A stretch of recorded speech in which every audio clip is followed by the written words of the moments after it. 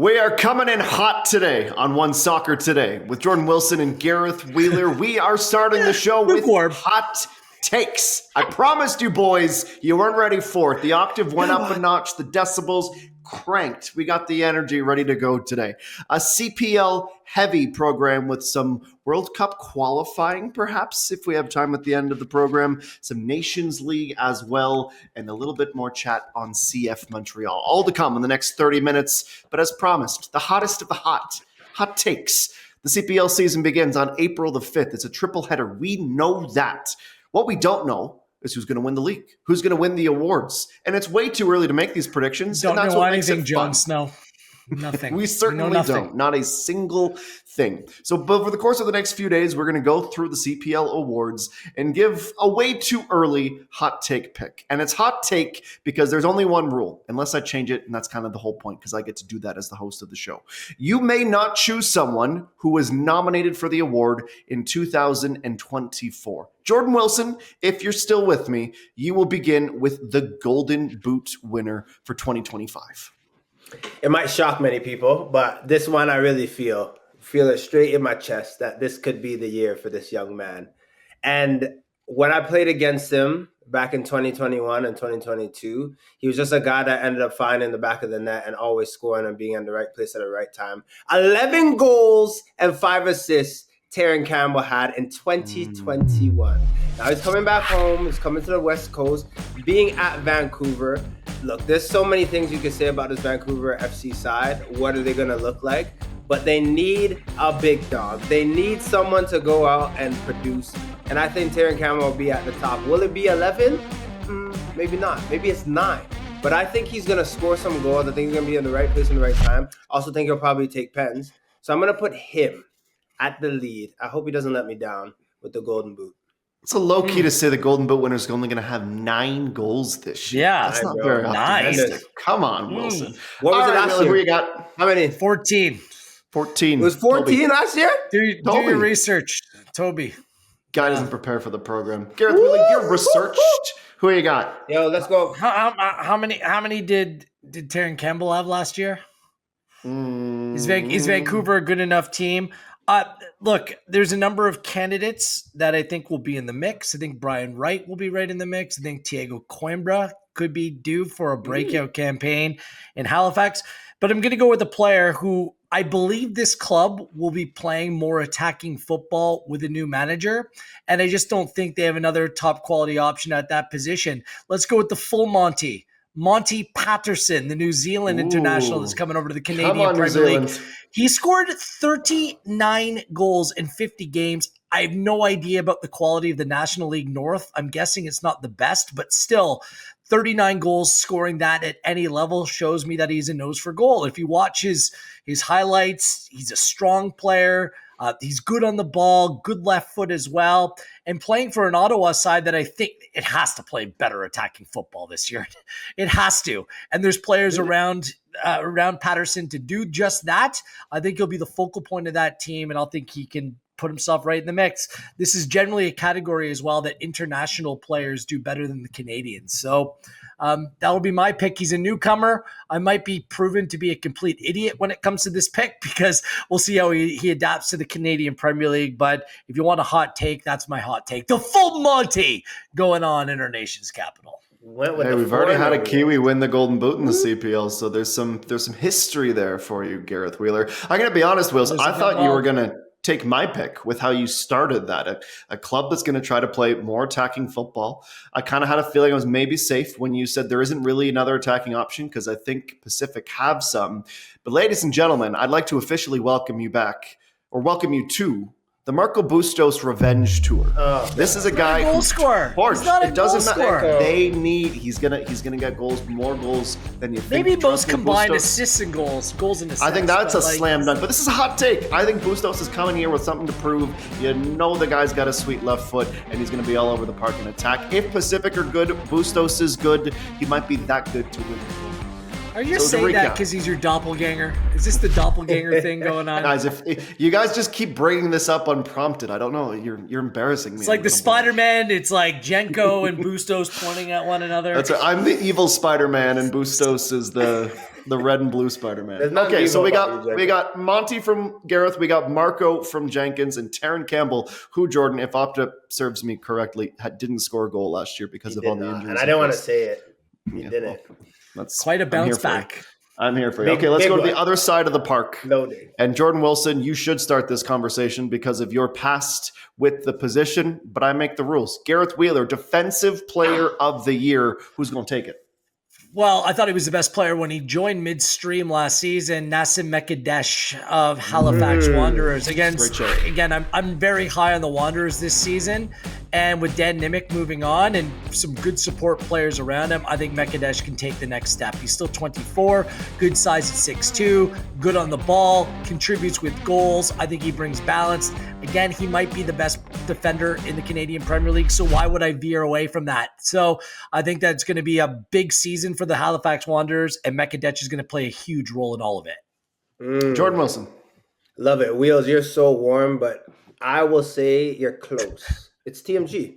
Thomas Mir-Jagir. Same team, different player? Same team, different player. But I'm going to say this. When Patrice Geyser was trying to form this team for 2025, he put number 26, TMG, Mir-Jagir, on the back of the jersey before the contract was even done. Because that is how much, that is the keys that he's given to the kingdom for that guy. And I'm just going to go off of the form in 2024. Mekadesh is a heck of a player, and I just love to see that tandem in the back. But I think TMG is going to kick it into next year off of what he did at Pacific. A team that was struggling, a team that needs to pride themselves on defending first, a team that needs a leader and someone to lead by example. That is TMG. But I love Wheels that we're on the East Coast for our two.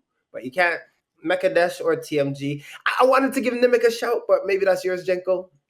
But it's not, if you'd believe it. And I'm going to give the Wanderers some love shortly, but I'm actually going to the West Coast. Again, I don't know what's going on. My picks are all coastal here on Hot Takes. I think he was a shoo-in for a nomination before he got injured, and that's my only concern heading into 2025. It's Ali Endom for Pacific. TMG. Shoo-in? He played like 3 games last year. Nice. What's a shoo-in? Shoo-in. He was good, but he played less than a month of the year. Not was tiny, but it was delicious. The sample size. For a quarter of the season, he was nice. He was brilliant. And with how many TMG games? gone, look up how many games. I think it was like 6 or 7. I like the player too. Coming off an ACL, and he played like a handful of games. Though, yes. He played like a small. You're not off this one. This one you're not off. Not a shoo-in. I'm just taking exception to the fact he was a shoo-in. He had a cup of coffee. He didn't even finish it. I like it. Come on, man. Ali Endom, Defensive Player of the Year, CPL Hot Takes. Wow. Let's move on to Golden Glove. And I'm going to take the lead on this one because you guys are giving the love to the Halifax Wanderers. I think it's Ryan Yesley. I think it is a goalkeeper, or position, for the Halifax Wanderers that has never been this secure. I think we know exactly what Ryan Yesley could be, and it feels like he can steal some games for Halifax. And they may not have always had that in the past. He had a year under Nate Ingham. He had that competition. But now he's got the net. The Halifax Wanderers should feel in very safe hands, and Ryan Yesley is my pick for Golden Glove. Jordan Wilson, next to you. I'm with you, buddy. I'm with you. Oh, yeah. There's 2 names, but this one for me edges out the other one. I have a very, very, very good feeling that Wheels is going to say the other one, so I'll just keep backing it. Yesley for me as well has served his time. Like Valor, who wasn't a great team 2022, the balls are flying by him, but you could see that he had something there and was nominated. Then to kind of ride the pine, be on the bench a little bit last year in Ottawa, and playing some games, but you always knew that was Ingham's goal and he was the preferred goalkeeper. But now you're looking at a guy. Halifax have always been so difficult on the road; they never really show up. But now he's going to a TD place that he knows. He can go and make sure he can spoil the party.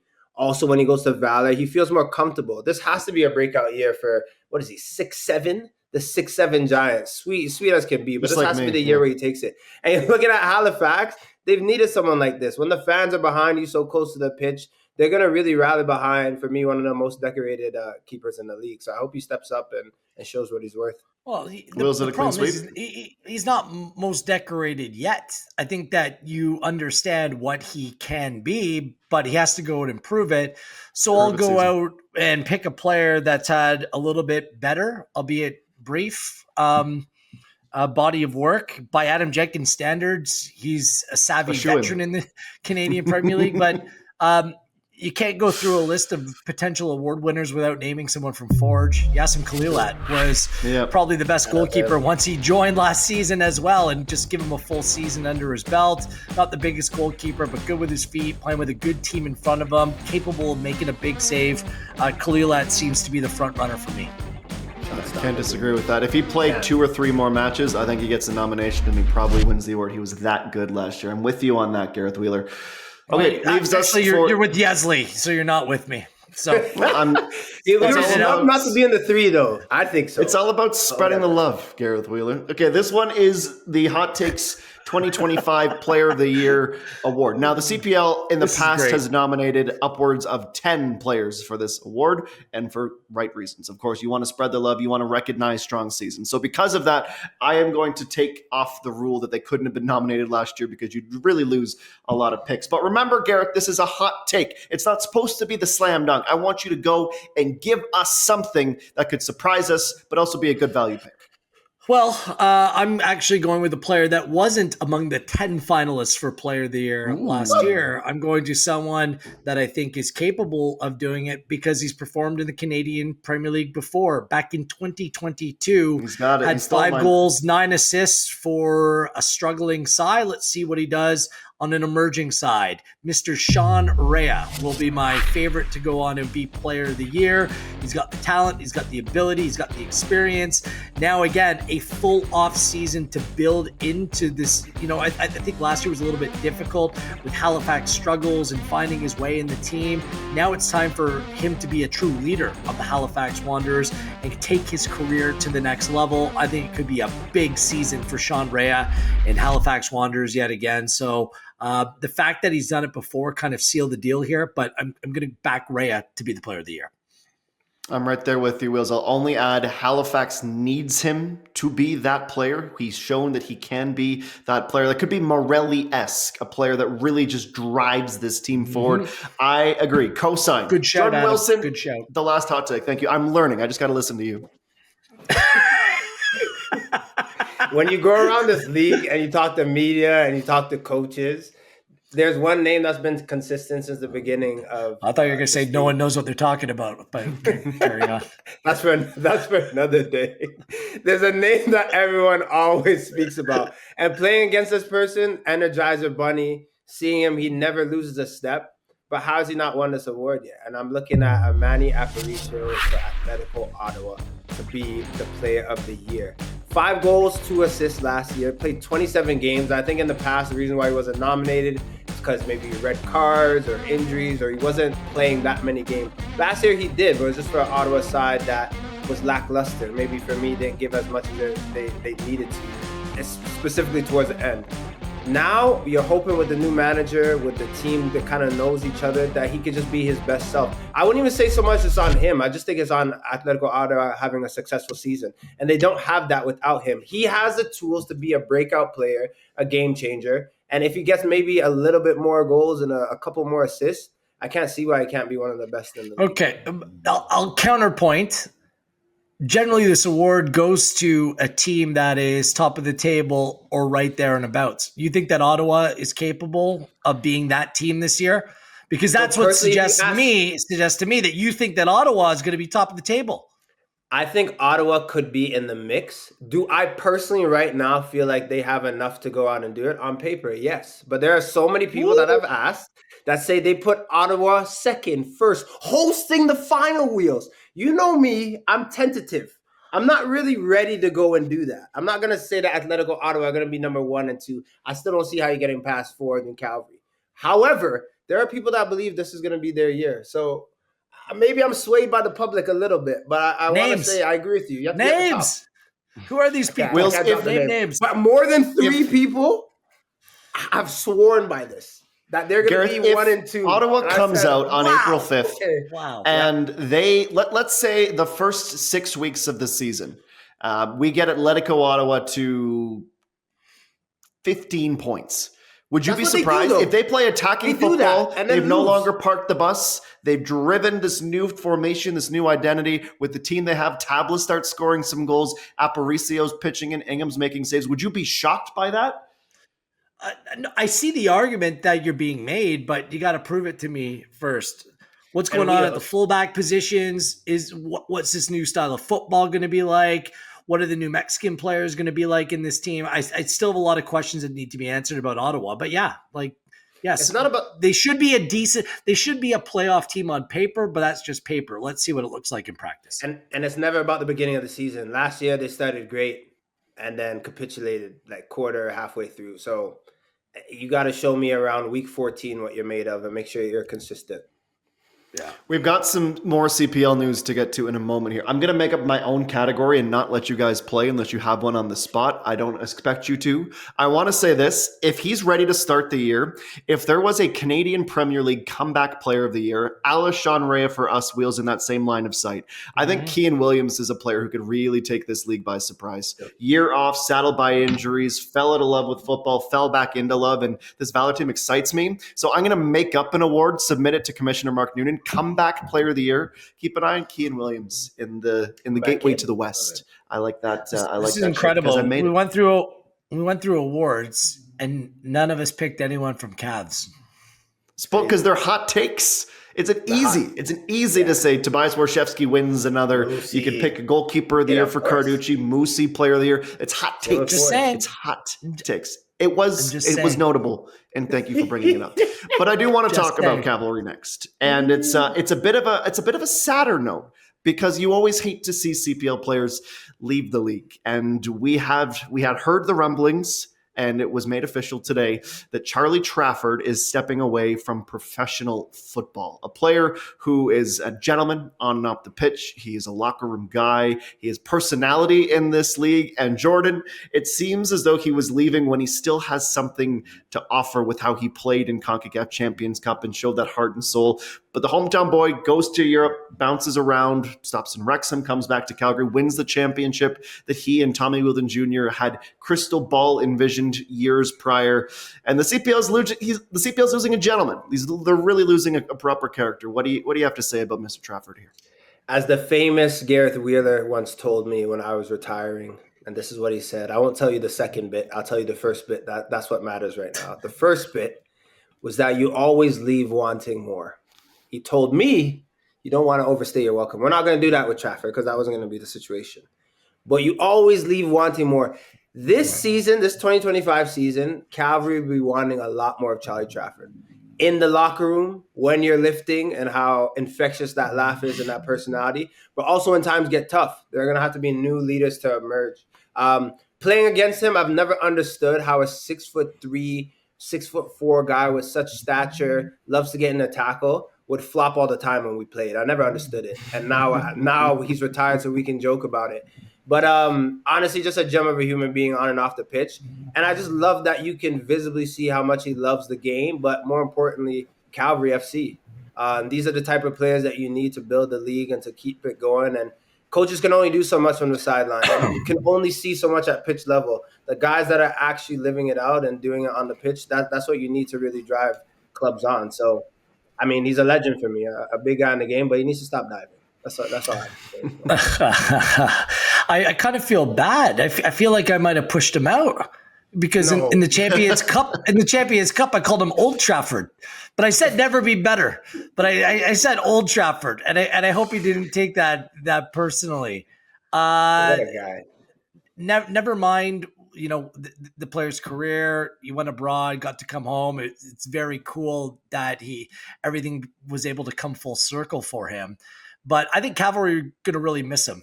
Like, he was just part of this midfield that you'd move around players, whether it be Guti or Shome or Daly and Trafford. You take away one of those pieces, you lose your depth and you lose your identity in the middle of the park. Adam, you mentioned it. Also, this seems to be maybe a time of a little bit of transition for Cavalry, even though they kept everyone. But perhaps this is just an opportunity of some of the younger players that have been sitting around the squad for their roles to grow and emerge. You know, Dan Klomp, leaving the club, that's a significant loss. Trafford, likewise. if they end up losing Warshevsky in the summer, because I'd be shocked if some big clubs don't come in for him to try to gain his services. If he gets off to a really good start to the season, then the complexion of Cavalry looks a little bit different, where maybe they're not that virtual lock to be a contender right at the top of the Canadian Premier League.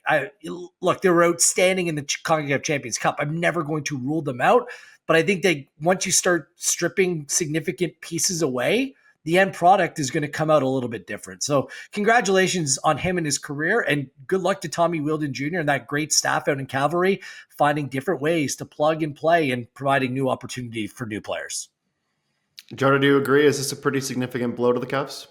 Yeah, I think so. But I think if you look at Tommy Wheeldon Jr. and company and the history of the club, which Wheels already alluded to, like they find the right pieces. Like they find the right way of going about things. It might not come in week 2, but throughout the course of the season, you find the chemistry, you find the right pieces to come in. They also acquire gems. Like look at Herdman last season coming in at the right time to contribute to that squad. And now for me is going to be a mainstay this season. So I'm not really worried. The personalities in the league, the guys that are great with media, the guys that are always ready and willing to speak and to be vocal on and off the pitch. I just think they're gems in football because nowadays it's not like how it used to be. So I like that Charlie was old school and he always put himself out there. Who's the next Trafford? Like Mason Trafford, Charlie Trafford. There's got to be another Trafford kicking around. Has to be somewhere, right? I think you got to wait a while. Surely there'll be one. Trafford I mean, hey, you never doubt out the Trafford clan. If they've done anything over the past few years, it's proven that there's some absolute footballers in that family. Charlie, we salute you. We wish you all the best in your future endeavors, and don't be a stranger. Yeah, I mean, there's literally room on the screen right now for another box if you ever want to come on and do some punditry for us. But Charlie, Cavalry, I need a job. My kid needs to eat, please. He'll go beside you, Wheels. It'll be Old Trafford and New Trafford. I was like,